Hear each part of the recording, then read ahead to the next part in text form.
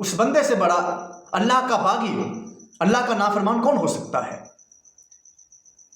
जो कुरान को पढ़ रहा है, कुरान की आयत को पढ़ रहा है, जिक्र आता है वहाँ पर कि सूद ना खाओ, रिबा ना खाओ, ये बहुत बड़ा जुल्म है, ये बहुत बड़ा गुनाह है, इससे बच जाओ, जो रहता है उसे छोड़ दो। कुरान के अंदर आता है ज़ना के करीब मत जाओ। कुरान के अंदर आता है झूठी गवाही मत दो। कुरान के अंदर आता है हाकमियत अल्लाह की, अवाम की हाकमियत का कोई तसव्वुर नहीं है। कुरान के अंदर आता है किसी का माल न खाओ।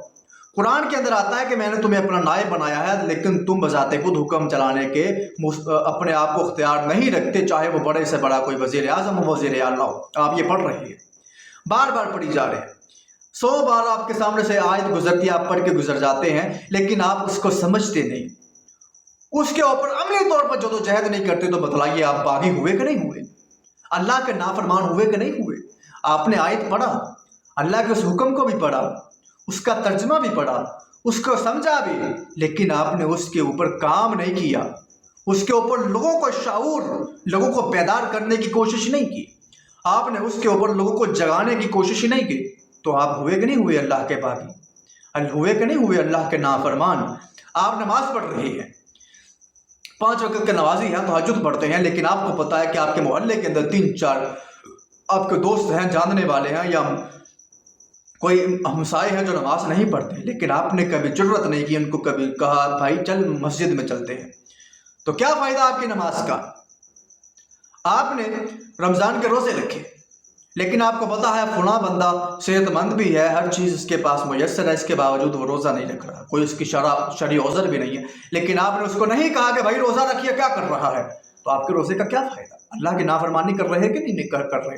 आपको क्या लगता है नेकी का हुक्म देना और बुराई से रोकना सिर्फ उलमा का काम है? ये हर बंदे पर फ़र्ज़ है जिसको उसके मुतालिक पता हो। आपको पता है कि मैंने नमाज का ये हुक्म है, छोड़ने वाले पर इतना गुनाह है, जानते हैं ना? तो फिर आपको उस मुसलमान तक पहुंचाना जो ये नहीं काम कर रहा, आप पर फ़र्ज बन जाता है, आप पर लाजिम हो जाता है। तो यही बात जो मैं आपको बतला रहा हूँ। आप हज कर रहे हैं, इस्तात दी है, ताकत दी है, आपके ही मोहल्ले के अंदर कोई शख्स है जिसको अल्लाह ने माल भी दिया है, ताकत भी दी है, या अब वो लालच की बुनियाद पर, किसी दुनियावी उज़र की बुनियाद पर वो हज नहीं कर रहा, तो आप उसे, अगर आप उसे नहीं टटोलते, भाई चल हज करके आ, तुझ पर फ़र्ज है, तो आपके हज का क्या फ़ायदा? अल्लाह के बागी हुए कि नहीं हुए?